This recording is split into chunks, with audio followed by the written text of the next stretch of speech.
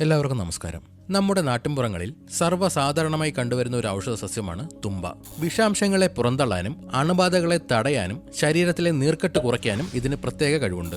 ഇലകളും പൂവും വേരും ഉൾപ്പെടെ ചെടി മുഴുവനായും ഔഷധങ്ങൾക്കായി ഉപയോഗിക്കാം. പ്രത്യേകിച്ചും ശിരോരോഗങ്ങൾക്കും ശ്വാസകോശ സംബന്ധമായ അസുഖങ്ങൾക്കും തുമ്പ നല്ലൊരു ഔഷധമാണ്. വിട്ടുമാറാത്ത തലവേദന, സൈനസൈറ്റിസ്, ജലദോഷം, ശ്വാസകോശ സംബന്ധമായ ബുദ്ധിമുട്ടുകൾ എന്നിവ അനുഭവിക്കുന്നവർക്ക് തുമ്പ ഒരു ഉത്തമ പരിഹാരമാണ്. തുമ്പയുടെ നീര് നെറ്റിയിൽ പുരട്ടുന്നതും നസ്യത്തിന് ഉപയോഗിക്കുന്നതും തലയിലെ കഫക്കെട്ട് നീക്കം ചെയ്യാൻ സഹായിക്കും. കൂടാതെ ദഹനക്കുറവ്, വയറുവേദന, വിരശല്യം തുടങ്ങിയ ഉദര സംബന്ധമായ പ്രശ്നങ്ങൾക്കും തുമ്പ മികച്ചൊരു മരുന്നാണ്. തേനീച്ച, കടന്നൽ തുടങ്ങിയ വിഷജീവികൾ കടിച്ചാലുണ്ടാകുന്ന വേദനയും നീർക്കെട്ടും കുറയ്ക്കാൻ തുമ്പയിലെ നീര് സഹായിക്കും.